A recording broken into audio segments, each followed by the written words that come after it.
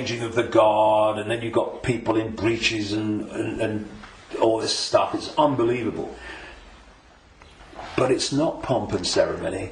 It is ritual, repeating ritual. So if, I'm saying, and I've said for years and years and years, I've been saying it this week, as this is unfolded, that the British royal family, and the royal families of Europe too, but the British royal family is an expression of this hybrid bloodline which represents these other dimensional forces within human society. And I've described how these other dimensional forces operate, their mentality, how they structured. And you look at the British royal family alone, and it's absolutely a mirror of the very traits that the Gnostics, etc., have spoken of in terms of this archonic other dimensional force.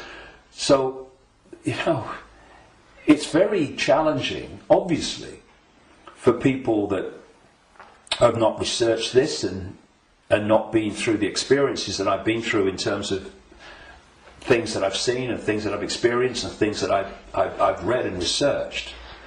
And also because from cradle to grave we are given a certain version of reality. Boom! Education system, peer pressure, media, all the way through, to actually go and encompass the possibility of what I'm saying. But it's like Gandhi said, even if you're in a minority of one, and I'm not anymore, far from it, but even if you're in a minority of one, the truth is still the truth. And it doesn't become an untruth because people can't find the capacity to see it's possible. It's just, people say, that's impossible, that can't be done, that's crazy. But what are they doing? They're just looking at something from a certain point of observation. And if their point of observation has been just to take in the programming that's imposed upon us from the first moment we become conscious in this reality, then they'll see it in a certain way and they'll say, that's crazy. But if you spend 22 years researching it, you're looking at it from a completely different point of observation, and to you, it's blatantly bloody obvious. And it's bringing those two points of view together that's the challenge, because what is happening in the world and what's behind what is happening in the world is so massively different, fundamentally almost indescribably different to what we're told is happening, that's the chasm that is probably more than anything else the greatest defence vehicle that this conspiracy has. It is so extraordinary that people think it's not possible, and anyone that talks about it must be crazy. But it is changing.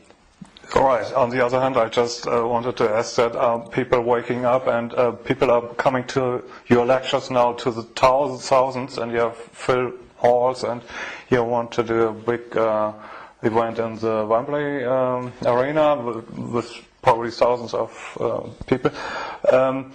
So it's important, if you know all these things, that they're pretty frightening, that we are being manipulated for thousands of years. On the other hand, we are divine consciousness, you said, and we just have to change our perception. What can we do now that we know that we are being manipulated? How do we get out of it, and can we get out of it? Well, you have to go deep in the rabbit hole for this. And of course, you're constantly going deeper, or trying to go deeper. But, see, there are many aspects to this.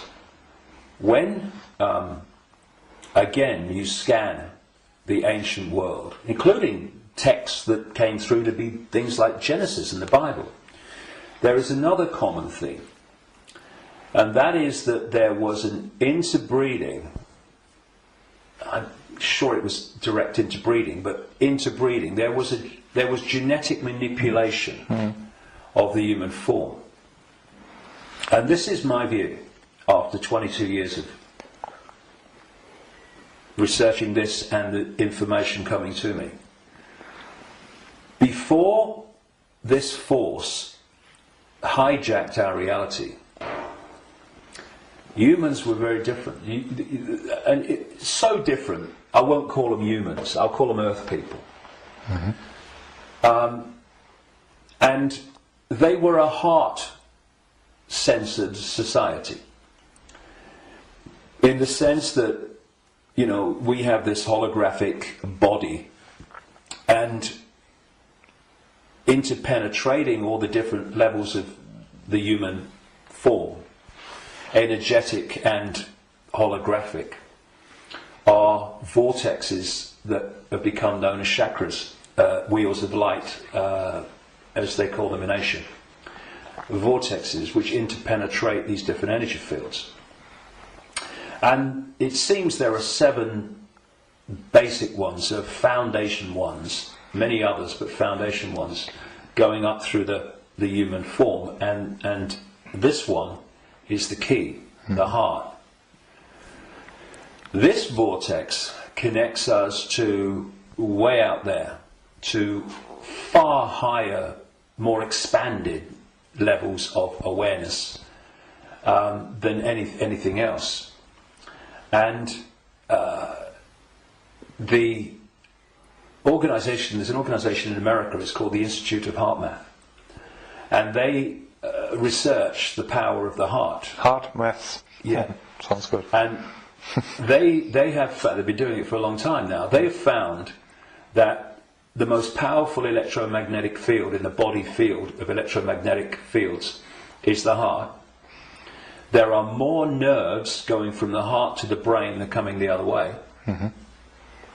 And that when the heart energetic field is in what they call coherence, in other words, balance, and connects in coherence with the central nervous system and the brain, that trinity, if you like, when it comes into harmony, takes the person into a much higher level of awareness and consciousness. The key is the coherence of the heart field. Once you knock that out, you knock everything out, and what's left then as the arbiter and decider of reality? This.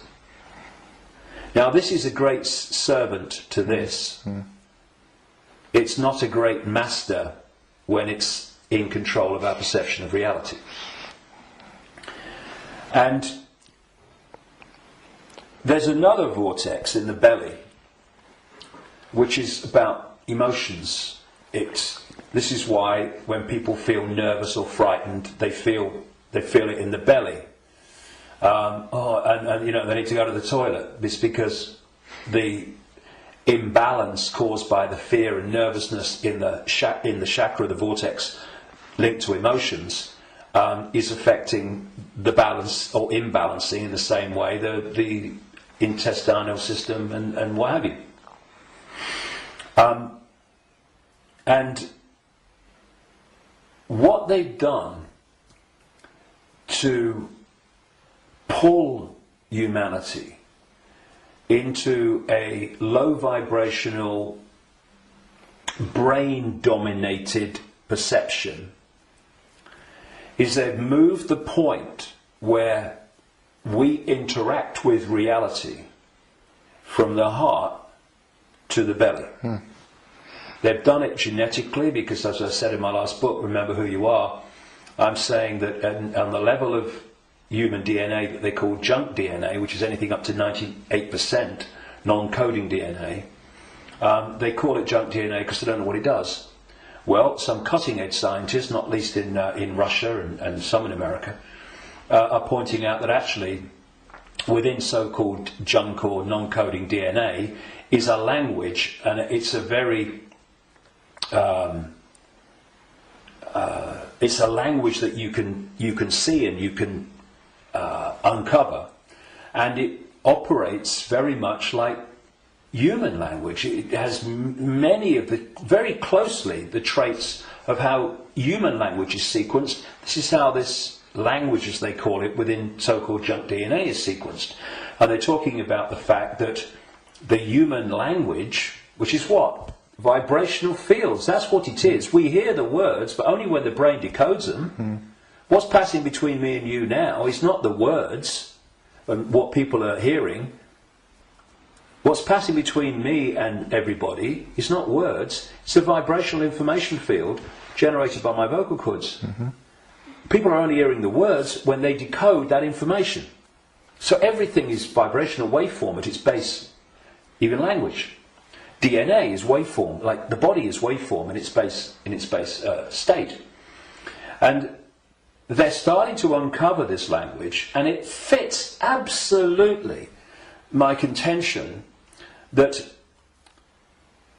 part of this genetic manipulation was to put into junk DNA what I call biological software programs. And they are basically perception programs. So if you put a disk into a computer and the computer starts to read it, on the screen the computer's symbolic perception is read from the disk. Well, what if we had biological software programs running through from junk DNA, this language they're finding, and we were reading them into a perception of reality? The other key side of this is that there are emotional biological software programs in there that are running all the time. And when you are reading those, then you are in the belly, because they're low vibrational software programs in terms of emotions, because they're all about fear and all the subdivisions of fear, like anxiety and frustration and depression and guilt, all these expressions, different expressions of fear. And if we do not open our minds, I call this the human body-mind computer, biological computer. If we don't open our minds and let the true self in, consciousness, then humans are operating literally in a closed system in which the DNA emotional and perception programs are running and not being challenged by a level of awareness that is beyond the program. So basically, people talk about the blind leading the blind. What humans are is the program leading the program. And it is my view, and this may be shocking to people, even some who've been along this road a bit. It's my view, after 22 years of putting this together, that the vast majority, at least, of humans have been going through entire lifetimes without having a single original thought or emotional response. Now, when you've got